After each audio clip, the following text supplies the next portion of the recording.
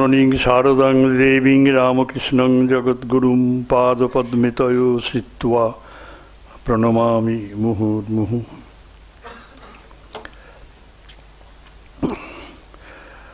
আর কল্যাণী চক্রবর্তী স্মারক বক্তৃতা। কল্যাণী চক্রবর্তী 1944 খ্রিস্টাব্দে 1 মার্চ অধুনা বাংলাদেশের বরিশাল জেলায় জন্মগ্রহণ করেন। আমরা যাদের স্মারক বক্তৃতাগুলো এখানে দিই দেখি সবই বরিশালের লোক, প্রায় 90%, মোর দ্যান 90% লোক বরিশালের। এটা অদ্ভুত ব্যাপার। আমরা যারা এবার বাংলার লোক, আমাদের কাছে একটা আশ্চর্য মনে হয়, বরিশাল থেকে কেন এরকম উজ্জীবিত মানুষের এত আবির্ভাব কেন, সেটা আমার মনে হয় মাঝে মাঝে, কি ব্যাপার।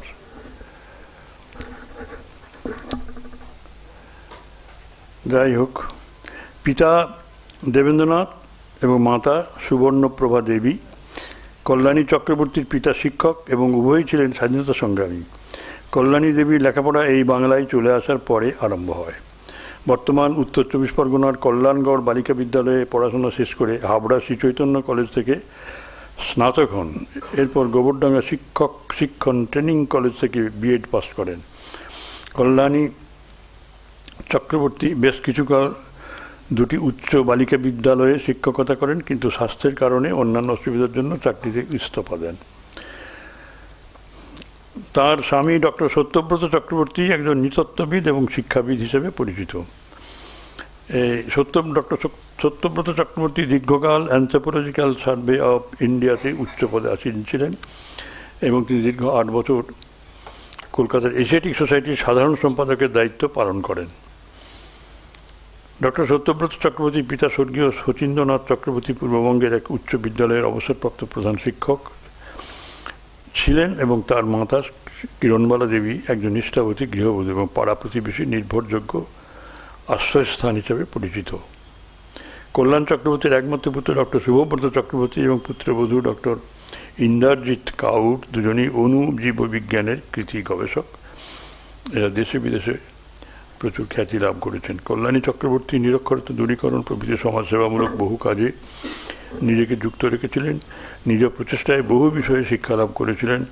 সূচিশিল্প, প্রক্রিয়াজাত খাদ্য সংরক্ষণ, কাঠ ও প্লাস্টিক তারের বিভিন্ন উপকরণ, এইসব দিয়ে নানা মনোগ্রাহী জিনিসপত্র তৈরি করা, আলপনা অঙ্কন, বিশেষ করে জামা কাপড় তৈরি, এগুলি তিনি 6 মার্চ 2023 খ্রিস্টাব্দে 2023 খ্রিস্টাব্দে পরলোক গমন করেন। কল্যাণী চক্রবর্তী স্মারক বক্তৃতা তার স্বামী ডক্টর সত্যব্রত চক্রবর্তী ও একমাত্র পুত্র ডক্টর শুভব্রত চক্রবর্তী এবং পুত্রবধূ ডক্টর ইন্দ্রজিৎ কাউর এদের পৃষ্ঠপোষকতায় আয়োজিত। এই প্রথম কল্যাণী চক্রবর্তী স্মারক বক্তৃতা দেবেন অধ্যাপক সৌমিত্র বসু। ওর প্রধান পরিচয় অধ্যাপক, মানে প্রাক্তন অধ্যাপক, যাদবপুর বিশ্ববিদ্যালয় বাংলা বিভাগ, এবং উনি একজন নাট্য ব্যক্তিত্ব বটে। ওর অনেক নাটক আপনারা টিভিতেও দেখেছেন, শুনেছেন। এবং রবীন্দ্রভারতী বিশ্ববিদ্যালয়ের নাটক বিভাগেরও তিনি অধ্যাপক ছিলেন। এবং তার বাচনভঙ্গি এবং কথাবার্তা, নাটক স্টেজে যা করেন, কিন্তু তিনি যখনই কোনো বিষয়ের উপর বলতে শুরু করেন আমাদের মনগুলোকে আকর্ষণ করেন। এটা আমি দেখেছি। সম্প্রতি কয়েক বছর ধরে তিনি FM 92.7 সকাল 5টা থেকে 7টা এই টাইম ইন্টারভ্যালে তিনি 2 ঘন্টা ধরে আমাদের নানা তত্ত্বকথা শুনিয়ে যান, সমৃদ্ধ তত্ত্বকথা শুনিয়ে যান। এবং অবাক হই যে একটা মানুষের মাথায় এত সব চিন্তা কি করে থাকলো, ঢুকেছে কি করে। তা কথামৃত উনি শেষ করেছেন। আমি জিজ্ঞাসা করছিলাম 92.7 FM এর যে বিভাগটি উনি পরিচালনা করেন, বক্তব্য রাখেন, সে বিভাগটির নাম উনি আমাকে এখন বললেন। বিভাগটির নাম হচ্ছে শরণাগত। আমরা সবাই শরণাগত, একটা উচ্চতর আদর্শের প্রতি, উচ্চতর কিছু মানুষের প্রতি, উচ্চ ভাবসম্পন্ন, এটা ঠিকই। তা আমরা লক্ষ্য করেছি যে তার বক্তৃতায় তিনি বহু মানুষকে আকৃষ্ট করেছেন, এবং ওই শরণাগত ওই প্রোগ্রামের ভেতরে নানা রকম সব এলিমেন্টস উনি ঢুকিয়েছেন, সেগুলিকে আরও চিত্তাকর্ষক করার জন্য। এবং কয়েক লক্ষ মানুষ প্রত্যেক দিন সকাল 5টা থেকে 7টা পর্যন্ত তার বক্তৃতা শোনেন, এবং আমরাও শুনেছিলাম। আমি সবসময় পারি না, তবু আমি বিশেষ করে আকৃষ্ট হয়েছিলাম ওর 64 কলা বিষয়ে ওর আলোচনার গভীরতা দেখে। মানে 64 ভ্যারাইটিস অফ ফাইন আর্টস। আমরা কলা মানে ব্যানানা বুঝি না, কলা মানে ফাইন আর্টস আর কি। As many as 64 fine arts. তার আমরা দীর্ঘ সময় ধরে তিনি এই আলোচনা করেছিলেন। আজকে একটা বক্তৃতাতে তাকে আমি শেষ করতে বলবো, উনি হয়তো ভাববেন যে শেষ করা যাবে না, যদি না যায় তাহলে এর কন্টিনিউশন হবে, এটা আমাকে বলে রাখি। অন্য একটা দিন আসবেন, তো চেষ্টা করবেন যতটা আমাদের সমৃদ্ধ করা যায় সমগ্র আলোচনাটির উপর আলোকপাত করে। আপনাদের সকলকে স্বাগত জানাই, এবং বিশেষ করে স্বাগত জানাই আজকে অনুষ্ঠানটি যার বদান্যতায় এখানে অনুষ্ঠিত হচ্ছে, সেই সত্যব্রতদা এবং তারই সুযোগ্য সন্তান ডক্টর শুভব্রত, তাদের ফ্যামিলিকে এবং পরিবারবর্গকে আমি শুভেচ্ছা জানাই, শ্রদ্ধা জানাই, ভালোবাসা জানাই। আর আপনারা এসেছেন, এবং আমি জানি না যে শরণাগতর নিত্য সত্রীবৃন্দের মধ্যে কতজন আছেন, হাত তুলতে পারেন? সংখ্যায় খুব বেশি নেই, সৌমিত্রদা, সংখ্যায় খুব বেশি আসেনি। তো যাই হোক, তবু আপনারা এসেছেন, ভালোবাসেন এই মানুষটিকে, এই কথা আমাদের মুগ্ধ করে। সেই মুগ্ধতার আবেশে উনি আমাদের এখানে বসিয়ে রাখুন 1 ঘন্টা কাল। 1 ঘন্টা, একদম পুরো 1 ঘন্টা নেবেন আপনি। 7টা 10 কি 15। জয় মা।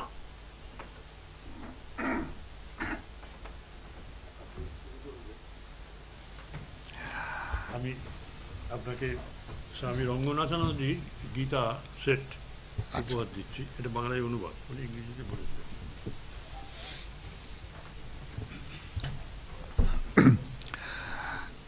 আপনাদের সকলকে নমস্কার।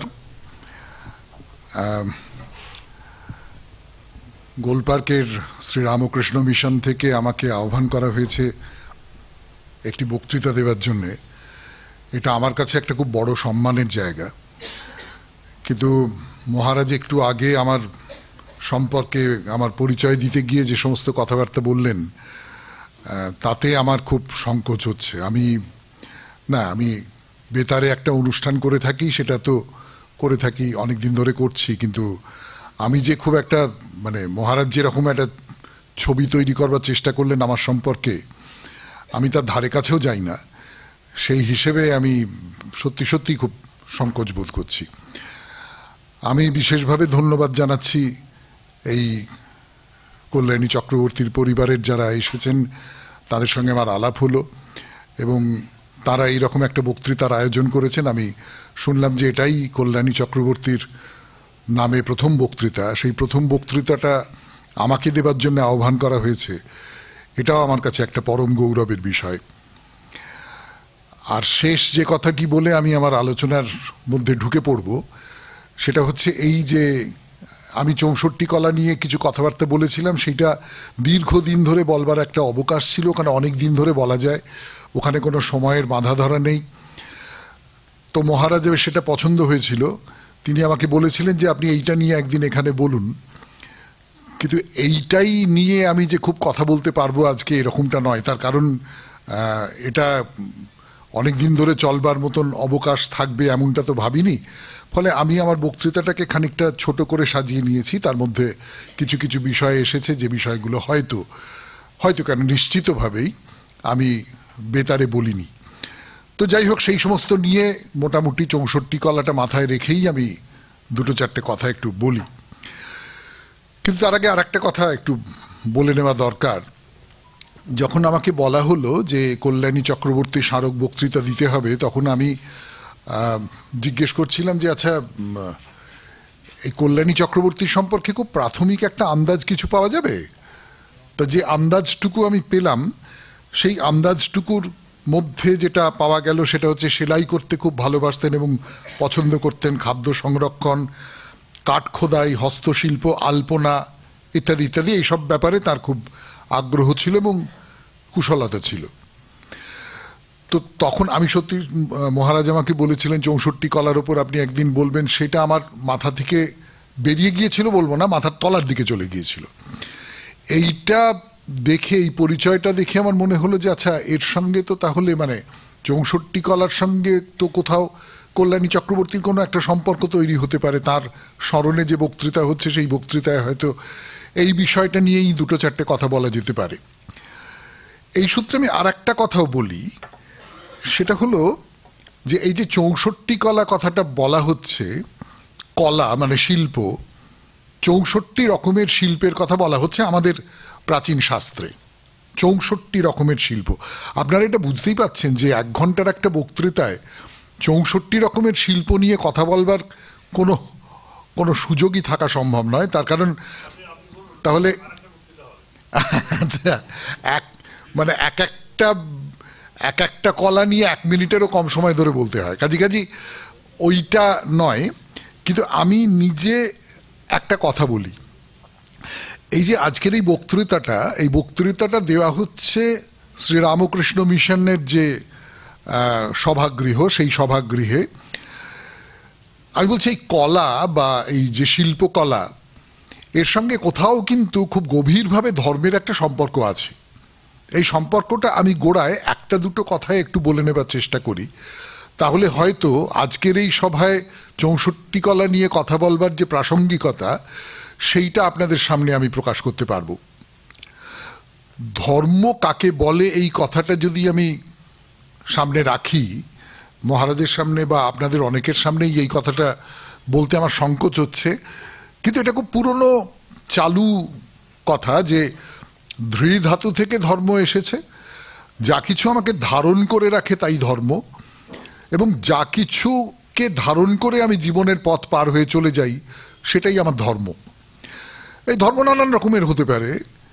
বলতে বলতে আমার একটা কথা মনে পড়ে গেল যে উদয়শঙ্কর, তিনি কলাবিদ একজন, তিনি একটা কথা বলতেন, আমার ধর্ম হচ্ছে নৃত্য। তো কেউ একজন বলতে পারেন আমার ধর্ম হচ্ছে সঙ্গীত, কেউ একজন বলতে পারেন যে আমার ধর্ম হচ্ছে ছবি আঁকা, এরকমটা বলতে পারেন। সেটাই তার ধর্ম, সেটাই তাকে জীবনের পথে পার করে দিয়ে চলে যাচ্ছে। এবং সেই যে পথটা পার করে দিয়ে চলে যাচ্ছে, সেটা কেবলমাত্র যে আমাদের এই ব্যবহারিক যে জীবন, ষড়রিপুর দ্বারা শাসিত যে জীবন, প্রতিদিনের বেঁচে থাকার যে দৈহিক জীবন, সেই জীবনটা না, তার বাইরের একটা অন্য জীবন আছে। সেই জীবনটার কথা ধর্ম বলে, এবং হয়তো একরকম করে সেই জীবনটার কথা শিল্পকলা বলে। শিল্পকলা হয়তো আমাদের এই প্রতিদিনের যে আটপৌরে বেঁচে থাকা, প্রতিদিনের যে অন্ন বস্ত্র ইত্যাদি দিয়ে বেঁচে থাকা, তার বাইরের কোনো একটা স্তরে আমাকে নিয়ে যাবার চেষ্টা করে এবং তার বাইরের কোনো একটা স্তরে নিয়ে যায়। আমি আপনাদের একটা খুব সাম্প্রতিক আমার একটা অভিজ্ঞতা আছে, সেই অভিজ্ঞতার সূত্র ধরে বলবো।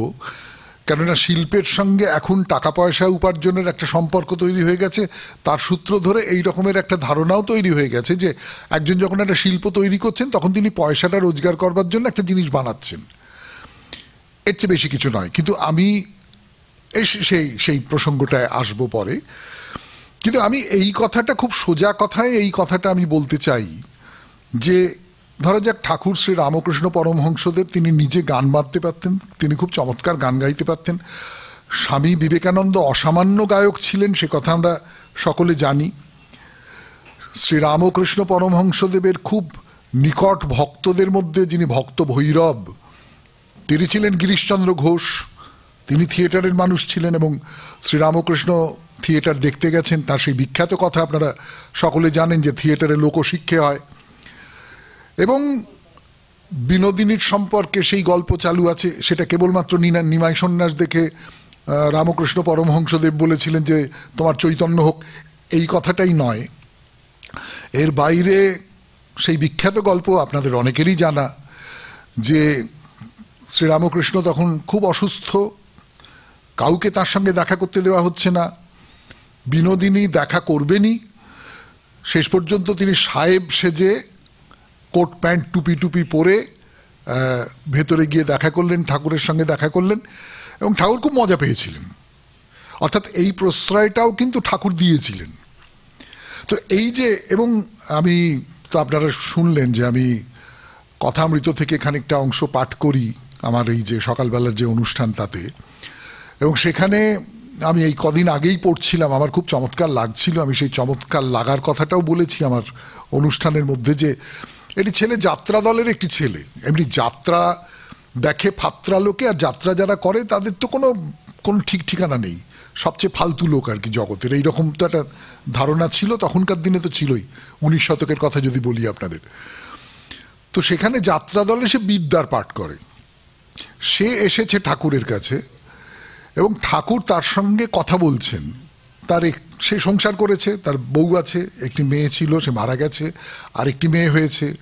ঠাকুর তাই নিয়ে খুব আফসোস করছেন, কিন্তু তার নানান রকম সব প্রশ্নের উত্তর দিচ্ছেন, তার সঙ্গে রীতিমতো আলোচনা করছেন, তাকে নানান ধরনের কথাবার্তা বলছেন, তাকে নানানভাবে দিক নির্দেশ করছেন। অর্থাৎ আমি যদি এই যে কজনের কথা বললাম, শ্রী রামকৃষ্ণ পরমহংসদেব, শ্রী স্বামী বিবেকানন্দ, আমি যদি শ্রী চৈতন্যদেবের কথা বলি, শ্রী চৈতন্যদেবের যে সংকীর্তন, সেই সংকীর্তনের সঙ্গে, অর্থাৎ এই সমস্ত কিছুর সঙ্গে মানে শিল্পকলার সঙ্গে কিন্তু ধর্ম খুব অঙ্গাঙ্গিকভাবে জড়িত হয়ে আছে। আমি খুব সম্প্রতি বিদেশে গিয়েছিলাম দুটি জায়গায়, খুব পুরনো সভ্যতা সেখানে, একটা হচ্ছে গ্রিস, এবং সেখানে গিয়ে যে মন্দির দেখেছি সেখানকার দেবদেবী, এবং তারপরে তুরস্ক, সেখানকার যে মসজিদ দেখেছি, সে কি অপূর্ব সব স্থাপত্য, কি অপূর্ব সব অলঙ্করণ, কি বিশালতা তার মধ্যে, কি অসম্ভব সৌন্দর্য তৈরি করা হচ্ছে সেইগুলো দিয়ে।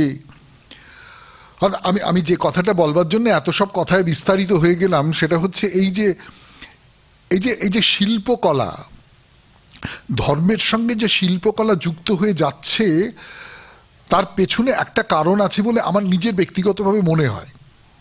সেটা হচ্ছে শিল্পকলাও কোনো একটা বড় জীবনের কথা বলে, ধর্মও কোনো একটা বড় জীবনের কথা বলে। আমি যে শিল্পটা প্রকাশ করছি সেই শিল্পটা, ধরা যাক আমি যদি বলি যে আমাদের সাধকেরা গানের মধ্যে দিয়ে ভক্তি প্রচার করছেন, অর্থাৎ আমার যা কিছু বড় সেটাকে আমি কেমন করে প্রকাশ করব, চায় কচামচ চিনি দিতে হবে গো, এইরকম কথা দিয়ে আমার ব্যবহারিক জীবনটাকে প্রকাশ করা যায়। তার চেয়ে বড় কোনো অনুভূতি প্রকাশ করতে গেলে আপনারা জানেন, আপনারা যারা শিল্পকলার সঙ্গে কোনো না কোনোভাবে যুক্ত তারা বুঝতে পারেন, একটা বড় ভাষার দরকার হয়। বড় অনুভূতিকে প্রকাশ করবার জন্য একটা বড় ভাষার দরকার হয়। সেই বড় ভাষাটাই তো শিল্পের ভাষা। তার ফলে ধর্মের সঙ্গে শিল্পের একটা খুব ঘনিষ্ঠ সম্পর্ক খুব স্বাভাবিকভাবেই থেকে গেছে। তাই আজকে আপনারা যারা ধর্মপ্রাণ মানুষ তাদের সামনে আমি 64 কলা নিয়ে কথা বলতে এসেছি। এইটাকে আমার কোথাও কোনো বৈপরীত্যের জায়গা বলে মনে হচ্ছে না, কোথাও তাল কাটছে বলে মনে হচ্ছে না। এবারে কলা শব্দটা কাকে বলে সেইটা নিয়ে একটা দুটো কথা বলি। হরিচরণ বন্দ্যোপাধ্যায়ের যে বঙ্গীয় শব্দকোষ তাতে কলা শব্দের অনেকগুলো মানে আছে। সে অনেকগুলো মানে যদি সামনে রাখি আপনাদের, তাহলে আপনারা দেখতে পাবেন তার মধ্যে থেকে খুব মজার কতকগুলো ব্যাপার বেরিয়ে আসতে পারছে। কীরকম? কলা বলতে বোঝাচ্ছে শব্দ, গণনা, গতি, প্রেরণ, যা মত্ত করে, মধুর, শ্রুতিসুখ, সহজে কার্যসিদ্ধির উপায়, কৌশল। যদি এই সবকটা আবিধানিক অর্থ সামনে রাখেন, তাহলে দেখবেন এর মধ্যে দুটো আপাত দৃষ্টিতে পরস্পর বিপরীত দুটো ধরন আছে কিন্তু। অর্থাৎ আমি যখন বলছি শব্দ, গণনা, গতি, অথবা কৌশল, অথবা কার্যসিদ্ধির উপায়, তখন আমি কিন্তু এক ধরনের একটা পদ্ধতির কথা বলছি, খুব বিজ্ঞানসম্মত একটা পদ্ধতি। অর্থাৎ এইরকম এইরকম এইরকম এইরকম করে করো, তাহলে এইটা এইটা এইটা এইটা হয়ে যাবে, এইরকম করে আমি একটা বলছি। তার পাশাপাশি যেটা বলা হচ্ছে সেটা হচ্ছে প্রেরণ। তার পাশাপাশি যেটা বলা হচ্ছে সেটা হচ্ছে যা মত্ত করে, মধুর, শ্রুতিসুখ। এই শব্দগুলোকে কিন্তু আপনি অঙ্ক দিয়ে বাঁধতে পারবেন না। রক্তকরবী নাটকের অধ্যাপক সে নন্দিনীর কাছ থেকে একটা রক্তকরবী ফুল চেয়ে নিয়েছিল, বলেছিল যে আমি এটা ছিঁড়ে কেটে দেখবো এর ভেতরে কি আছে। রবীন্দ্রনাথের একটা বিদ্রূপ আছে এর মধ্যে, যে ফুলের যে সৌন্দর্য সেটা কি ওই রকম করে ছিঁড়ে কেটে দেখা যায়? কিন্তু যারা শিল্পের সঙ্গে কোনো না কোনোভাবে যুক্ত, তারা জানেন যে শিল্পের একটা ব্যাকরণ আছে, সেটা একদম মাপ মতো অঙ্কের মতন করে শিখতে হয়, তারপর সেটাকে পার হয়ে যেতে হয়। এই যে ব্যাকরণটাকে অনুসরণ করা এবং সেটাকে পার হয়ে যাওয়া, এইটা কিন্তু বলতে বলতে মনে পড়লো এটা কিন্তু ধর্মের মধ্যেও আছে। আমি আমার বিদ্যে বেশি নয়, এবং আমি আবারও বলছি আপনাদের সামনে, বিশেষ করে মহারাজের সামনে এই কথাগুলো বলতে আমার সংকোচ হচ্ছে, কিন্তু আমি যদি কথামৃততেও বলি যে ঠাকুর শ্রী রামকৃষ্ণ যেটা বলছেন যে বাবা গোড়ার দিকে না ওই চারা গাছটাকে চারপাশে বেড়া দিয়ে বেঁধে রাখতে হয়, তা ওটা যখন বড় হয়ে গেলে তখন ছেড়ে দে। তো শিল্প ধর্মের ক্ষেত্রে ব্যাপারটা এইরকম করে সত্যি, যে গোড়ার দিকে সাধন ভজন নিয়ম নিষ্ঠা এই সমস্ত দিয়ে ব্যাপারটাকে আগলে রাখো, আর তারপর যখন সে বড় হয়ে গেল, যখন তুমি পেয়ে গেলে তাকে, তখন তুমি তাকে ছেড়ে দাও। তখন সে নিয়ম কানুন মানলো না মানলো অমুক তমুক কিচ্ছু মানবার দরকার নেই, সে তার মতন করে চলবে। ঠাকুর শ্রী রামকৃষ্ণ পরমহংসদেব ওই দক্ষিণেশ্বরের কালীবাড়িতে কীরকম করে পুজো করতেন এবং তাই নিয়ে রানী রাসমণিকে কী সব অভিযোগ করেছিল, এবং রানী রাসমণিকে একটা চড় মেরে দিয়েছিলেন ঠাকুর, সেই সমস্ত গল্প আপনারা সকলে খুব ভালো করে জানেন, সেই নিয়ে আমি কিছু বলছি না। অর্থাৎ এই দুটোই কিন্তু একসঙ্গে আছে, কৌশলও আছে আবার হৃদয়ও আছে। অর্থাৎ কথাটা কেমন করে বলা হবে সেটা আছে, আবার কথাটাও আছে, সেই কথাটা কিন্তু প্রতিদিনের কথার থেকে আলাদা, অন্য রকমের কথা। এই যে আমাদের যে অলঙ্কার শাস্ত্র, সংস্কৃত যে অলঙ্কার শাস্ত্র, সাহিত্য তত্ত্ব, কাব্যতত্ত্ব যদি বলি, সেখানে একটা কথা বলা হচ্ছে যে কোনো একটা কিছু লৌকিক বিষয়, ধরুন আমি যদি বলি যে রাবণ সীতাকে টানতে টানতে নিয়ে চলে যাচ্ছে, এই ঘটনাটা আপনারা কি দেখতে চাইবেন? আপনাদের জীবনে ঘটবে কি না ঘটবে আমি সেই নিয়ে যাচ্ছি না, এই ঘটনাটা রাস্তায় ঘাটে কি আপনি দেখতে চাইবেন? আমরা কেউ চাইব না, নিশ্চয়ই চাইব না। কিন্তু রামায়ণে এই জায়গাটা বারবার পড়তে চাইব। তার কারণ হচ্ছে লৌকিক জীবনে যেটা আমার অপছন্দ, এমনকি যেটা আমাকে আঘাত করে, যেটা আমাকে কষ্ট দেয়, যেটা আমাকে ভেতরে তছনছ করে দেয়, আমরা বলি এই কি অন্যায়, কি অবিচার, ভগবানের কি অবিচার ইত্যাদি ইত্যাদি বলি, সেইটাই যখন আমরা কোনো শিল্পের মধ্যে পাই, যখন কোনো সাহিত্যের মধ্যে পাই, তখন সেটা কিন্তু আমি গ্রহণ করতে চাই, সেটা আমাকে একরকম করে আনন্দ দেয়। এই কারণেই সাহিত্য তত্ত্বে, আমাদের যে প্রাচীন সাহিত্য তত্ত্ব, সেখানে বলা হচ্ছে যে এই যে সাহিত্যের যে রসটা সেটা হচ্ছে অলৌকিক। আমি যখন যে কোনো শিল্পের মধ্যে দিয়েও প্রকাশ করি নিজেকে, তখন খুব তীক্ষ্ণ রূঢ় যে বাস্তব, সেই বাস্তবটাকেও আমি কিন্তু একটা অলৌকিক চেহারা সেটা দিয়ে দেয়। এইবারে এই কথাগুলো কেন বললাম সেটা বলি আপনাদের। এই যে ৬৪ কলা, এই 64 কলা পড়তে পড়তে পড়তে পড়তে আমি যখন ওই রেডিওতে করব বলে ভেবেছিলাম, তার আগে যখন পড়ছিলাম, তখন আমার প্রথম যে গন্ডগোলটা মনে হলো সেটা হচ্ছে এর সব কটাকে শিল্প বলা যাবে? এর মধ্যে অনেকগুলো জায়গা আছে, আমি তার সব কটার নাম করব না, কয়েকটার নাম করব হয়তো বোঝাবার জন্য আপনাদের। আপনারা 64 কলার সবটা মাথায় রেখেছেন তা নাও হতে পারে। যে এই যে এমন সমস্ত বিষয় আছে যাকে আমরা কৌশল বা পদ্ধতি বলে জানি, তাকে শিল্প আমি কেমন করে বলবো? যেমন ধরুন প্রহেলিকা একটা কলা, মানে ধাঁধা রচনা করা, ধাঁধা উত্তর দেওয়া। যেমন ধরো পক্ষী পালন, পাখি পোষা। এবং এইটা লক্ষ্য করে দেখবেন যে সংস্কৃতেও আছে, গ্রিক যে সাহিত্য তত্ত্ব, আমি দুটো প্রাচীন সাহিত্য তত্ত্বের কথা বলছি, সেখানে কিন্তু কৌশলটা খুব গুরুত্বপূর্ণ। আমি ওই আপনাদের যেটা বললাম যে খুব সম্প্রতি দেখে এসেছি গ্রিক স্থাপত্যের কিছু কিছু চেহারা, সব অনেকটা ভেঙে চুরে গেছে, কিন্তু তা সত্ত্বেও দেখে এসেছি, মিউজিয়ামে দেখে এসেছি। তো ধরুন একটা ধরনের যে স্থাপত্য আছে, একটা ধরনের যে মূর্তি আছে, সে মূর্তিটা ভীষণ বাস্তবের অনুসারী। দণ্ডধারী সৈনিক, হ্যাঁ, ডোরিফোরাস ওরা বলে, বা ডিসকাবোলাস অ্যাথলেট, একটা কিছু ছুঁড়েছে, এই ছোঁড়বার পর তার শরীরের যে ভঙ্গিটা, সেই ভঙ্গিটা আমি নিখুঁত করে তৈরি করা। এই যে নিখুঁত একটা বাস্তবের অনুসরণ, তার মধ্যে গ্রিকরা দুটো ব্যাপার খুব বলতো, একটা হচ্ছে সিমেট্রিয়া মানে সিমেট্রি, আর একটা হচ্ছে হারমোনিয়া অর্থাৎ হারমোনি। এই যে সিমেট্রি এবং হারমোনি দিয়ে এই পুরো ব্যাপারটাকে তৈরি করা। সংস্কৃত এরকম আছে, নাট্যশাস্ত্রে আছে লোকবৃত্তানুকরণ, লোকজীবনের অনুকরণ। কিন্তু এতে পুরোটা হচ্ছে না, এর থেকে বাইরে বেরিয়ে যেতে হচ্ছে। আমাদের ঐতরেয় উপনিষদে একটা ভারী চমৎকার কথা আছে, এবং আমার নিজের ধারণা শিল্পকলার সম্পর্কে শ্রেষ্ঠ অভিধা হচ্ছে এইটা, সেটা হচ্ছে আত্মসংস্কৃতির বাব শিল্পাণী। শিল্প আত্মসংস্কৃতিকে, নিজেকে আত্মকে সংস্কার করে, আত্মসংস্কার হয় শিল্পের মধ্যে দিয়ে। নিজেকে সংস্কার করা বা পরিশুদ্ধ করাই হলো শিল্প। এইখানে আমি আপনাদের একটা আমার অভিজ্ঞতার কথা বলি, একটা গল্পের কথা বলি। খুব সম্প্রতি ওই যে বললাম আপনাদের যে আমি দুটো দেশ ঘুরে এলাম, তো সেখানে একটা দেশে ওই টুরিস্টরা যেরকম ঘুরে ঘুরে বেড়া, একটা জায়গায় গেছি, সেখানে সেরামিক্সের কিছু কাজকর্ম হয়, চিনেমাটির নানান রকম পাত্র টাত্র ইত্যাদি ইত্যাদি তৈরি হয়। তো সেখানে ওরা একটা ওই ডেমনস্ট্রেশনের জন্যে একজন লোক এলেন, এসে সেখানে একটা চাক আছে, সেই চাকটার উপর খানিকটা মাটি ফেললেন, ফেলে সেই চাকটা নিয়ে নানান রকম সব তৈরি করছেন। প্রথমে একটা ঘটির মতন তৈরি করলেন, সেটা একটু বড় করলেন, একটা কলসি হয়ে গেল, একটা এই হয়ে গেল, ওই হয়ে গেল।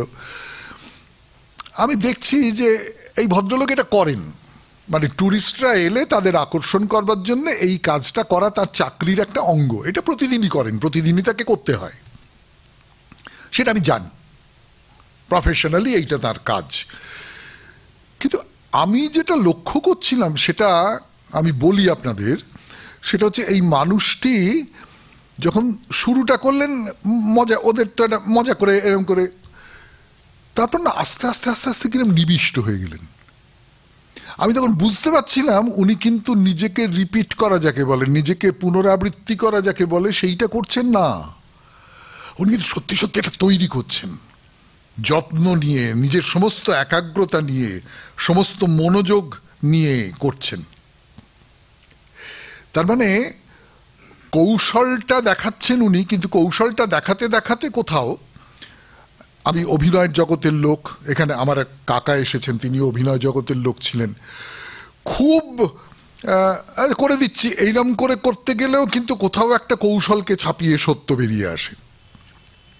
তো এই আমি যা কিছু করছি না কেন, কৌশল দিয়েও যদি যা কিছু করে থাকি, সেইটার ভেতর দিয়ে কোথাও কি আমি আমার ভেতরকার যে ভালো লাগা বলুন, আমার ভেতরকার যে ভালোবাসা বলুন, সেইটাকে আমি প্রকাশ করে ফেলছি, সেইটাকে আমি বার করে আনতে পারছি।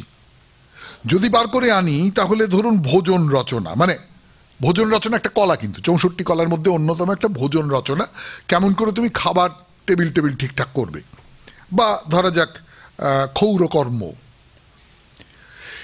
এইটা রুটিন কাজ। কিন্তু এর ভেতর দিয়েও কোথাও কি আমি একটা শিল্প তৈরি করছি, অর্থাৎ আমি যা কিছু করছি তার ভেতর দিয়ে কি আমি একটা আরো গভীরতর, আরো অনুভূতিবেদ্য কোনো একটা কিছু আমি প্রকাশ করে ফেলতে পারছি? আমি কি একটা রসোপভোগের আনন্দ আরো অনেক মানুষের মধ্যে ছড়িয়ে দিতে পারছি? এই ভোজন রচনার সূত্র ধরে আমার মনে পড়ে গিয়েছিল যে রবীন্দ্রনাথের জাপান যাত্রীতে আছে যে জাপানিদের চা খাওয়ার যে বিবরণ, সে একটা রিচুয়ালের মতন, তার নানান রকম সব প্রকরণ আছে, এবং সেটা পুরোটা কিন্তু একটা পারফরমেন্স, একটা শিল্প সেই রকম করে তৈরি করা। এইখানে আবার নিজের একটা কথা মনে হয়, আমি সেটা আপনাদের সঙ্গে একটু আপনাদের সামনে পেশ করছি। এমনি বিজ্ঞান যেটা বলে সেটা হচ্ছে আমাদের মস্তিষ্কের দুটো ভাগ আছে, তো বাঁ দিক আর ডান দিক। এই যে বাঁ দিকের যে অংশটা, লেফট হেমিস্ফিয়ার যাকে বলে, সেইটা যুক্তি বা বিশ্লেষণের এলাকা। আমাদের যা কিছু অঙ্ক করা, যুক্তি বিশ্লেষণ, তর্ক বিতর্কের জায়গা, এইগুলো এইখান থেকে উৎসারিত হয়। আর ডান দিক যেটা রাইট হেমিস্ফিয়ার, সেইখান থেকে প্রকাশিত হয় অনুভব বা কল্পনা, কোনো কিছুকে সামগ্রিকভাবে দেখা, ইঙ্গিত বোঝা। শিল্পের মধ্যে এই দুটো মিশে যাচ্ছে কোথাও। অর্থাৎ আমার একই সঙ্গে শিল্পের মধ্যে আমি খুব যুক্তি দিয়ে, খুব পরিপাটি করে, খুব অঙ্ক কষে একটা জিনিস তৈরি করছি। শিল্প যত বেশি আধুনিক হয়েছে তত বেশি করে তার মধ্যে প্রযুক্তি বলুন, টেকনোলজি বলুন, তার প্রয়োগ আরো অনেক বেশি করে প্রকাশ পাচ্ছে। কিন্তু তার সঙ্গে সঙ্গে ওই যে ডান দিকের যে জায়গাটা, সেই জায়গাটাও কিন্তু প্রকাশ পাচ্ছে, অনুভূতির জায়গাটাও কিন্তু প্রকাশ পাচ্ছে। এই দুটো মিলে একটা সামগ্রিক জায়গা তৈরি হয়ে উঠছে। আমার নিজের ধারণা, যেটা বারবার করেই বলছি, ধর্মের সঙ্গে তার সম্পর্ক বা সংযোগ খুব একটা সুদূর বলে আমার নিজের মনে হয় না। এইবারে বলি যে মূল যে কলাগুলো, যাদের আমরা শিল্প বলে জানি, শিল্প বলে মানি, শিল্প বলে স্বীকার করি, এবং আমাদের বিবেচনায় শিল্প বলতে যা বোঝায় তার মধ্যে এই যে কলাগুলো পড়ে, তার মধ্যে আমরা এই একটা অংশকে বেছে নিচ্ছি। সেটা হচ্ছে অভিকর শিল্প বা পারফর্মিং আর্ট, মানে যেটা উপস্থাপিত হয়, উপস্থাপনের যোগ্য যে শিল্প। সেই উপস্থাপনযোগ্য শিল্পের মধ্যে আমি রাখছি গীতম, বাদ্যম, নৃত্যম, নাট্যম। গীতম, বাদ্যম, নৃত্যম, নাট্যম। গীতম মানে গান কাকে বলে, মানে সঙ্গীত কাকে বলে। এই সঙ্গীত কাকে বলে এটা বলতে গিয়ে আমি আপনাদের একটা কথা বলি।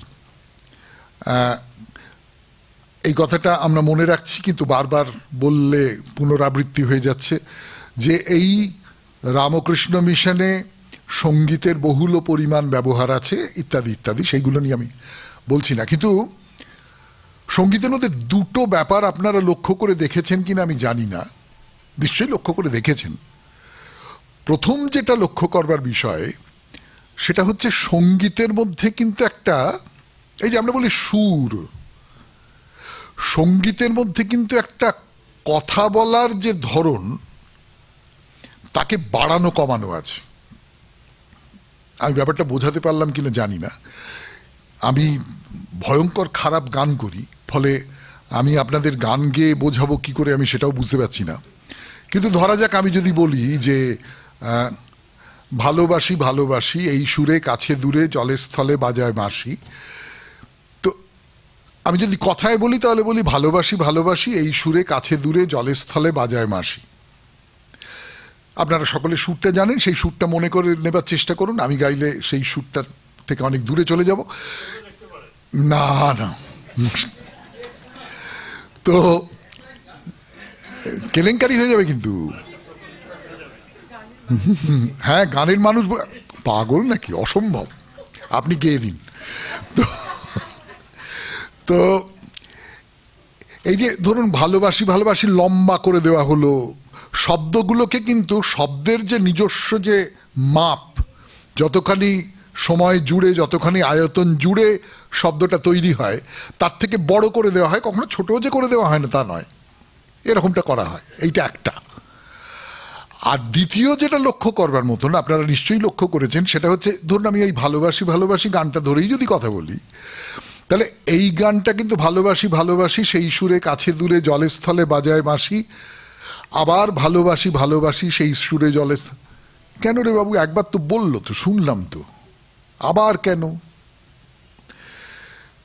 তো কেনেথ বার্ক বলে একজন তাত্ত্বিক মানুষ, তার সাইকোলজি অ্যান্ড ফর্ম বলে একটা লেখা আছে, সেই লেখাতে কেনেথ বার্ক একটা খুব চমৎকার কথা বলেছেন, আমার খুব পছন্দসই কথা হয়েছে সেটা আর কি।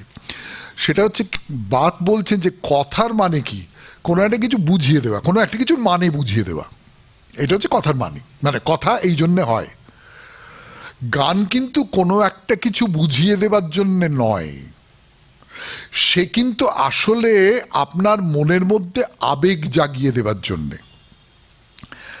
কেনেথ বার্ক যেটা বলছেন সেটা হচ্ছে যে গানের এই যে সুর, এ আসলে তার যে শ্রোতা তার মনের মধ্যে কতগুলো ইমোশনাল কার্ভস তৈরি করে। আমি এই শব্দটাই বার্ক ব্যবহার করছেন সেটা বলছি, কতগুলো ইমোশনাল কার্ভস তৈরি করে, কতগুলো ধাক্কা তৈরি করে, আবেগের ধাক্কা তৈরি করে।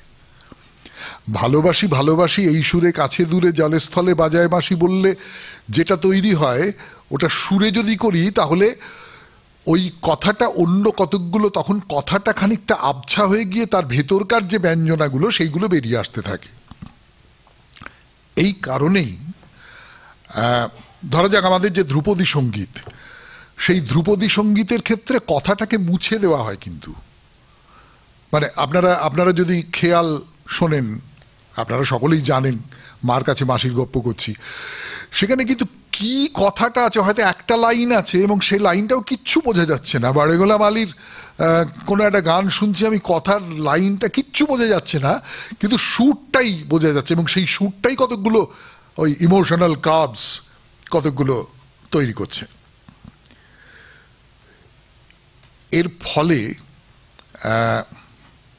কখনো কখনো কতকগুলো সমস্যাও তৈরি হয়। এখানে একজন গানের মানুষ বসে আছেন, সেই জন্যে আমি সাহস করে একটু চটুল একটা কথা বলবার চেষ্টা করছি আর কি। সেটা হচ্ছে, আপনারা একটা গান সবাই শুনেছেন, খুব বিখ্যাত গান, বারান্দায় রোদ্দুর আমি আরাম কেদারায় বসে দুই পা নাচাই রে, গরম চায় চুমুক দিই আমি খবরের কাগজ খুলে বসে পাতা উল্টাই রে, কলিংয়ের ঘন্টা শুনে ছুটতে গিয়ে দরজা খুলি, দারোয়ান দাঁড়ায় আসি তোমার দেখা নাই। এই গানটা সুরটা কি আপনারা সকলে জানেন, এইটা নিয়ে আমি কোনো কথা বলতে চাইছি না, কিন্তু এই গানটা অসম্ভব জনপ্রিয়। এই গানটা সবাই মিলে হই হই করে লাফালাফি করে গাওয়া হয়, প্রায় এবারে সমবেত কীর্তনের মতন করে সবাই মিলে গান করেন, ইত্যাদি ইত্যাদি ইত্যাদি ইত্যাদি। এখনো পর্যন্ত বোধহয় ওই যে সংস্থাটি, তারা যখন অনুষ্ঠান করে তখন এই গানটা তাদের গাইতেই হয়, বাধ্যতামূলকভাবে গাইতে হয় এইরকমটা। অথচ আমার একটা কথা মনে হয়, খুব ভালো করে কথাগুলো লক্ষ্য করুন। বারান্দায় রোদ্দুর আমি আরাম কেদারায় বসে দুই পা নাচাই রে, গরম চায় চুমুক দিই আমি খবরের কাগজ খুলে বসে পাতা উল্টাই রে, কলিংয়ের ঘন্টা শুনে দৌড়ে গিয়ে দরজা খুলি, দারোয়ান দাঁড়ায় এসে তোমার দেখা নাই। এরপরে আরো লাইন আছে যে মানি প্ল্যান্ট আমার এতে ধুলো জমে আছে। আপনারা যদি পুরো গানের সব কথাটা ভালো করে লক্ষ্য করেন তাহলে দেখতে পাবেন একটা একেবারে নিরর্থক জীবনের ছবি। আমার এই যে প্রতিদিনের বেঁচে থাকা, এই প্রতিদিনের একটা ধুলো পড়া বেঁচে থাকা, এক পৌনঃপুনিকতার মধ্যে বেঁচে থাকা, আমার ভেতরে কোথাও একটা আকাঙ্ক্ষা আছে দরজা খুলে তোমাকে দেখতে পাবো। এই তুমি কে আমি জানি না, এই তুমি ঈশ্বর হতে পারে, এই তুমি এমন কোনো পরম হতে পারে যে এসে আমার জীবনটাকে পাল্টে দেবে, কিন্তু তার দেখা পাওয়া যায় না। স্যামুয়েল বেকেটের একটা বিখ্যাত নাটক আছে ওয়েটিং ফর গোডো।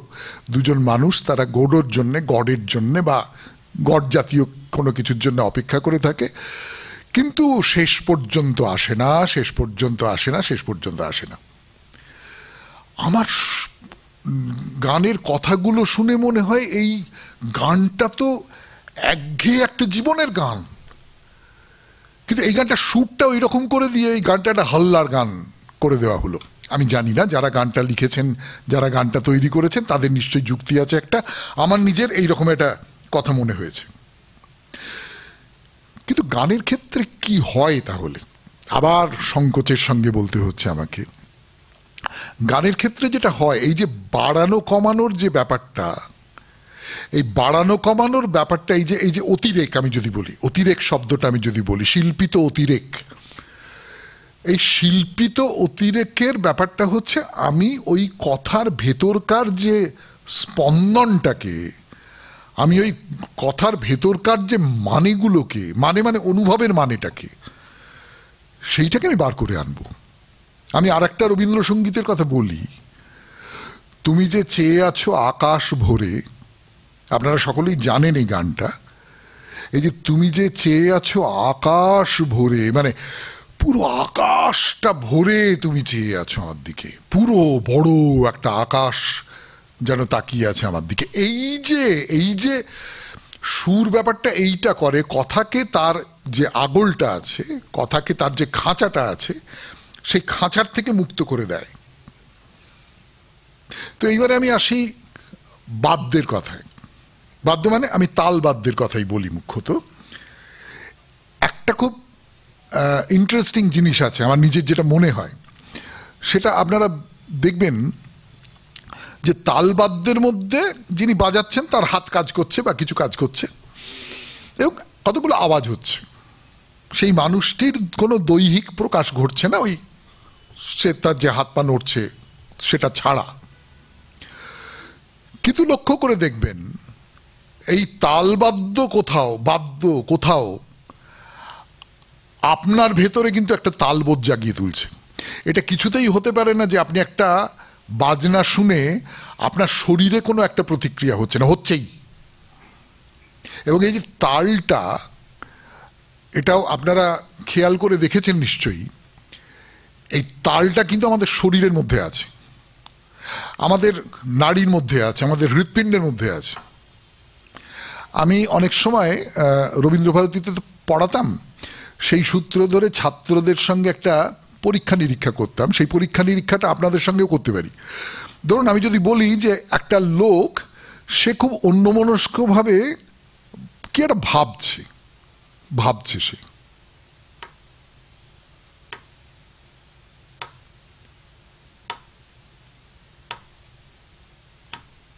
ভাবছে, কোনো গন্ডগোল নেই তো, ভাবছে বলে মনে হচ্ছে তো? আচ্ছা ধরুন আমি যদি বলি খুব অন্যমনস্কভাবে কিছু একটা ভাবছে,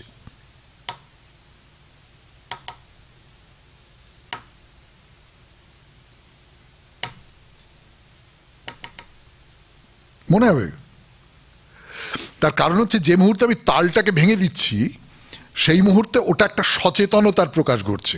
আমি আমার অবচেতনে কিন্তু ওই তালটা, আমার শরীর, আমার হৃৎপিণ্ড, আমার নাড়ি, আমার যা কিছু বলুন না কেন, সেইটা ওই তালটা, অর্থাৎ যে কথাটা আমি বলতে চাই সেটা হচ্ছে যে এই যে গান, এই গানটা উঠে আসছে মুখ্যত আমার শরীর থেকে।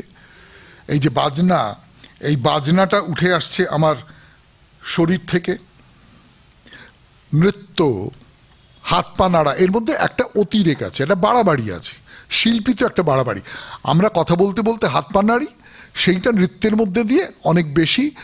গানে যেমন ওই অতিরেকটা দিয়ে ভেতরকার ব্যঞ্জনাটাকে বার করে আনা হলো, ঠিক তেমনি করে নৃত্যের মধ্যে দিয়ে নৃত্যের শরীরের যে নানান বিভঙ্গ, তার ভেতর দিয়ে ওই যে বাজনাটা, ওই যে আমার যে কথাগুলো আমি এমনি হাত পা নেড়ে ওরকম করে বোঝাতে পারবো না, সেই কথাগুলো ওর ভেতর দিয়ে বার করে আনতে পারছি। এবং এই তিনটেতেই কিন্তু শরীর সাড়া দিচ্ছে, এই তিনটের মধ্যেই একটা অতিরেক আছে। এই অতিরেক ব্যাপারটা কি? অতিরেক ব্যাপারটা হচ্ছে আমি যা বলছি সেটাই সবটা না। শিল্প আসলে তাই, সাধনা আসলে তাই। আমি অনধিকার চর্চাই করছি হয়তো। এই যে যোগ শব্দটা ব্যবহার করা হয়, যোগ মানে তো প্লাস, যুক্ত হওয়া। তাহলে যোগের মধ্যে দিয়ে আমি কোনো বড় একটা কিছুর সঙ্গে যুক্ত হব। আমি বলি আপনাদের, আমি বেশ কিছুদিন ধরে শম্ভু মিত্রের সাহচর্য পেয়েছি, ওই ভিড়ভাট্টার মধ্যে তার সঙ্গে নাটক করতে পেরেছি। তো কোনো কোনো নাটকে, যেমন একটা জায়গায় এখানে অতুলদা আছেন, তিনিও ছিলেন সেখানে, রাজা অয়দিপাউস বলে একটা নাটক, সেখানে আমরা ভিড়ের মধ্যে বসে থাকতাম, শম্ভু মিত্র মঞ্চের ওপর দাঁড়িয়ে আপন মনে এখান থেকে ওখানে যাচ্ছেন, ওখান থেকে ওখানে যাচ্ছেন, নিজেকে একদম সংহত করে ফেলছেন, একেবারে চরিত্রের মধ্যে সংহত করে ফেলছেন। হয়তো একবার দাঁড়িয়ে বললেন, আজকে দর্শক না ভালো না, কিরকম গন্ডগোল করছে দেখেছ। এই গন্ডগোলটা তাকে অসুবিধে করছে, তাকে যে আত্মস্থ হবার ক্ষেত্রে, তাকে যুক্ত হবার ক্ষেত্রে, তার যে আরো বড় একটা সত্যের দিকে, সত্যের সঙ্গে তিনি নিজের সম্পর্ক তৈরি করবেন, নিজের যোগ তৈরি করবেন, এই যোগটা তৈরি করবার ক্ষেত্রে এ কিন্তু কোথাও একটা অসুবিধে করছে। সে অসুবিধের কারণে এই শিল্পী ভেতরে ভেতরে ছটফট করছেন। এবং আমি এটাও দেখেছি, ওই শম্ভু মিত্রের উপমা দিয়েই বলি, যে অভিনয়ের পরে তো অনেকে আসে, ও কি ভালো হয়েছে হেন তেন এই সমস্ত বলতে টলতে আসেন, উনি কিন্তু অ্যাক্টেরে চলে যেতেন এবং প্রায় কারোর সঙ্গে কথা বলতে চাইতেন না, ওখান থেকে বেরোতে ওর একটু অসুবিধে হতো। আমি ওকে দেখেছি বলে উদাহরণ হিসেবে এইটা বলতে পারি। কিন্তু এইটা আপনারা যে কোনো সত্যিকারের বড় মাপের যারা কলাশিল্পী, তাদের ক্ষেত্রে লক্ষ্য করে দেখবেন, তারা যখন সেই কলার চর্চাটা করছেন, তারা যখন সেই পারফরমেন্সটা করছেন, তার আগে এবং পরে আমরা অনেক গল্পও তো শুনেছি বড় বড় সমস্ত গায়ক গায়িকাদের বা যারা বড় মাপের শিল্পী তাদের ক্ষেত্রে এরকম দেখেছি। তো যা দেখছি তার চেয়ে আরো বেশি কিছু বলা হচ্ছে। এবং এই সূত্র ধরে আমার একটা কথা মনে হয়, সেটা হচ্ছে যে ধরুন কথামৃতের কথাই বলছি বেশি করে, তার কারণ কথামৃতের মধ্যে আছি আমি এখন খানিকটা। কথামৃতে ঠাকুর অনেক গল্প বলছেন, অনেক গল্প বলছেন। এই গল্পগুলো কিন্তু গল্পের মধ্যেই শেষ হয়ে যাচ্ছে না। এই গল্পগুলো কোথাও আপনাকে আপনার একটা অনুভবের জায়গায়, আপনার একটা ভাবনার জায়গায় আপনাকে একটা ধাপ ঠেলে এগিয়ে দিচ্ছে। এবং এটা তো কেবলমাত্র ঠাকুর শ্রী রামকৃষ্ণ পরমহংসদেব নন। ধর আমি যদি বলি যীশু খ্রিস্টের অজস্র গসপেল আছে, ছোট্ট ছোট্ট ছোট্ট ছোট্ট গল্প আছে। সেই গল্পগুলো কিন্তু কোথাও, বা আমি যদি বলি যে আরো আমাদের নানান রকমের সব প্রাচীন গল্প, সেই গল্পগুলো কোথাও একটা, ঈশপের গল্প কোথাও একটা আপনাকে আরো একটা অন্য জায়গায় এগিয়ে নিয়ে যাচ্ছে। এবার আমি ছবির কথায় আসি। ছবি, আমি যদি জিজ্ঞেস করি ছবির মধ্যে কি কি আছে, ছবির মধ্যে যেটা আছে সেটা হচ্ছে কিছু রেখা আছে, কিছু রং আছে, কতগুলো অবয়ব আছে। সেই অবয়বগুলোকে আমি কেমন করে দাঁড় করাবো তার একটা চেহারা আছে, অর্থাৎ আমি যদি বলি স্থাপনা। আলো আছে, আলোটা কেমন করে এসে পড়ছে, আমার মুখে যেভাবে আলো পড়েছে আপনাদের মুখে সেইভাবে আলো পড়ছে না, আপনাদের আমি যেভাবে দেখছি আপনারা আমাকে সেইভাবে দেখছেন না। এবং তার বাইরে বুনট আছে, টেক্সচার আছে। এই সমস্ত কিছু নিয়ে এই ছবির জগৎটা, এবং ছবির জগতের ব্যাকরণের দিকটা হচ্ছে তুমি কেমন করে একটা মানুষকে আঁকবে, কেমন করে একটা মূর্তি তৈরি করবে, কেমন করে কি করবে, হুবহু করো এবং তারপর সেটাকে ভেঙে দাও, তারপর সেটাকে এলোমেলো করে দাও, তারপর সেটাকে তছনছ করে দাও। তো এই তার মানে এই যা কিছু আমি বলছি সে তার ভেতরে কোথাও একটা ইঙ্গিতের ব্যাপার আছে, অর্থাৎ যা বলছি তার অন্য রকমের আর একটা মানে আছে, কতগুলো ইঙ্গিত আছে। এই ইঙ্গিতটা আছে গানের সুরের মধ্যে। এই যে আমি আপনাদের বলছিলাম যে তুমি যে চেয়ে আছো আকাশ ভোরে, এই যে আকাশ ভোরেটা এতখানি হলো, এটা তো একটা ইঙ্গিত, এবং এই ইঙ্গিতের মধ্যে দিয়ে আপনার চোখের সামনে একটা বড় বড় একটা আকাশ তৈরি হয়ে গেল যে আমার দিকে তাকিয়ে রয়েছে। বা সমস্ত শিল্পকলার মধ্যেই এই রকমের কতগুলো ইঙ্গিত থাকে, এবং এই বাস্তবেই যে পৃথিবী আমাদের, তাকে অন্য একটা চোখ দিয়ে দেখলে ভেতর থেকে অন্য সমস্ত আলো বেরিয়ে আসে। আমি যদি বলি সেই আলোই হচ্ছে ঈশ্বর, সেক্ষেত্রে এই কলা চর্চা আর ঈশ্বর চর্চা এই দুটো একাকার হয়ে যেতে পারে। আমি আপনাদের খুব চেনা জানা কতকগুলো কলার কথা বললাম, যেগুলো আমরা শিল্প হিসেবে জানি, কিন্তু তার বাইরে আমরা আরো কতকগুলো বলছিলাম যেগুলোকে আমরা কৌশল বলে জানি। যেমন ধরা যাক, এই যে কৌশল, 64 কলার মধ্যে আর একটা কলা আছে, তাকে বলা হয় সংকেতজ্ঞা। সংকেতজ্ঞা মানে হচ্ছে অঙ্গভঙ্গির মানে বোঝা। আমি অঙ্গভঙ্গির মানে বোঝা কথাটাকে বাদ দিয়ে দিলাম। আমি যেটা বললাম সেটা হচ্ছে যে সাহিত্যের মধ্যে, শিল্পের মধ্যে, মানুষের যে কোনো প্রকাশের মধ্যে তার কতগুলো সংকেত থাকে।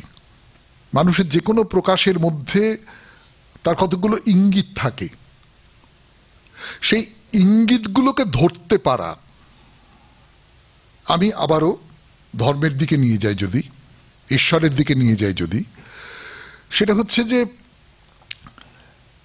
এই যে বিরাট এই পৃথিবী, এই যে বিশাল যে বিশ্ব চরাচর, সেই বিরাট পৃথিবী, সেই বিশ্ব চরাচর, সে ক্রমাগত প্রতিদিন কতগুলো ইঙ্গিত করে যাচ্ছে। হে ধরণী, কেন প্রতিদিন তৃপ্তিহীন একই লিপি পড়ো ফিরে ফিরে, রবীন্দ্রনাথের কবিতা আছে। তো ধরণী কি প্রতিদিন তৃপ্তিহীন একই লিপি ফিরে ফিরে পড়ে? ধরণী কি প্রত্যেক সকালবেলায়, প্রত্যেক প্রত্যুষে সে নতুন নতুন আর একটা করে লিপি পাঠায় না? ধরুন, আমি যদি বলি, গদাধর বলে একটি ছোট্ট ছেলে, গদাই, সে তার আত্মীয় ওই পাড়াতুতো যারা মেয়েটেরা আছে তাদের সঙ্গে কোথায় একটা মেলা টেলা দেখতে যাচ্ছে। যাবার পথে ধান ক্ষেত, খুব মেঘ করে এসেছে, কালো হয়ে গেছে আকাশটা, আর সেই কালো আকাশের মধ্যে দিয়ে এক পাল বক, সাদা ধবধবে বক উড়ে চলে গেল। গদাইয়ের জীবনের প্রথম ভাব সমাধি। গদাই এর মধ্যে ঈশ্বরকে দেখতে পেয়েছিল। আপনারা এর মধ্যে সুন্দরকে দেখতে পাচ্ছেন না? কল্পনা করুন, সবুজ ধান ক্ষেত দুলছে হাওয়ায়, ঠান্ডা হাওয়ায়, উতরল হাওয়া, মাথার উপরটা কুচকুচে কালো হয়ে গেছে আকাশ, আর তার মধ্যে দিয়ে সাদা বক উড়ে যাচ্ছে। এই যে তীব্র সুন্দর, সেই তীব্র সুন্দরের মধ্যে গদাই দেখেছিলেন ঈশ্বরকে। কোন একজন শিল্পী দেখতে পারেন তার শিল্পকে, তার গদাই দেখেছিলেন ঈশ্বরকে, কোন একজন শিল্পী দেখতে পারেন সুন্দরকে। সুন্দরের চরমতম যে প্রকাশ, সেই চরমতম প্রকাশকে তিনি দেখতে পারেন। তো এর বাইরে আরো যেগুলো রয়েছে, ধরুন ধ্বনি বিজ্ঞান, কথোপকথনের কৌশল, ছবির সঙ্গে যুক্ত হচ্ছে কেশসজ্জা, সাজগোজ, মেকআপ, গন্ধলেপন। গন্ধলেপন একটা খুব গুরুত্বপূর্ণ ব্যাপার। ঠিক এই মুহূর্তে এখানে যারা শরণাগত নিয়মিত শোনেন তারা মনে করতে পারবেন আমি দীক্ষা নিয়ে কিছু কথা বলছিলাম। মানে দীক্ষা বলতে আমরা সাধারণভাবে দীক্ষা বলতে একরকম করে একটা বুঝি, তো কিন্তু এই দীক্ষার অনেকগুলো দিক রয়েছে, খুব অদ্ভুত অদ্ভুত দিক রয়েছে। কিন্তু মানে একাধটা কথা আপনাদের বলবার লোভ সামলাতে পারছি না। ধরুন এই যে দীক্ষা, এই দীক্ষা গ্রহণ করবার কতগুলো পোশাক আছে। কিন্তু সেই পোশাকের কতগুলো স্তর রয়েছে, এবং এই স্তরগুলো নিয়ে আসলে একটা ভ্রূণের চেহারা দেওয়া হচ্ছে। ভ্রূণকে আবৃত করে রাখে একটা স্তর, তারপরে আরেকটা স্তর, তারপরে আরেকটা স্তর। অর্থাৎ এই যে একজন দীক্ষা, এবং যিনি দীক্ষা নিচ্ছেন তাকে হাত মুঠো করে থাকতে হয়, যেমন গর্ভের মধ্যে শিশু হাত মুঠো করে থাকে, মাথা নিচু করে থাকতে হয়। তারপরে দীক্ষার সঙ্গে কিন্তু নবজন্মের একটা খুব ঘনিষ্ঠ সম্পর্ক রয়েছে। পৈতেটাও একটা দীক্ষা, এবং সেই পৈতেটার যে দীক্ষা, সেখানে তো বলা হয় যে দ্বিজ হলে তুমি, দ্বিতীয়বার তোমার জন্মগ্রহণ করা হলো। তো এই রকম সমস্ত ব্যাপার ট্যাপার আছে। তো তার মধ্যে যেটা বলা আছে সেটা হচ্ছে, তুমি যখন উপবীত গ্রহণ করবে তখন সুবেশ তো বটেই, সুবাস হতে হবে তোমাকে, সুন্দর গন্ধ থাকতে হবে তোমার গায়ে। অর্থাৎ শুচি, এই যে ধূপ জ্বালানো হয়, শুচি সুন্দর পবিত্র একটা আবহাওয়া তৈরি করতে হবে তোমাকে। এই শুচি সুন্দর পবিত্র যে আবহাওয়া, এই আবহাওয়াটা তৈরি করা দীক্ষার একটা কাজ, এই আবহাওয়াটা তৈরি করা কৃত্যের একটা কাজ। তো আমি ঐতরীয় উপনিষদের কথায় আবার ফিরে আসি। আত্মসংস্কৃতির বাব শিল্পাণী, আত্মসংস্কার। এই আত্মসংস্কার কিসের মধ্যে দিয়ে হয়? এই আত্মসংস্কার হতে পারে প্রকাশের মধ্যে দিয়ে। আপনি আপনার একেবারে অন্তরতম যা কিছু তাকে প্রকাশ করতে চাইছেন, আপনি আপনার অন্তরতম যা কিছু তাকে বাইরে বেরিয়ে এনে তাকে নৈবেদ্য করে সামনে রাখতে চাইছেন। কলাবিদ যারা আছেন তারা পুরোটা পারেন না, কেই বা পারে, কিন্তু আদর্শ হচ্ছে এইটা। এবং আর একটা খুব জরুরি কথা আছে, আত্মানাং বিদ্ধি, নিজেকে জানো।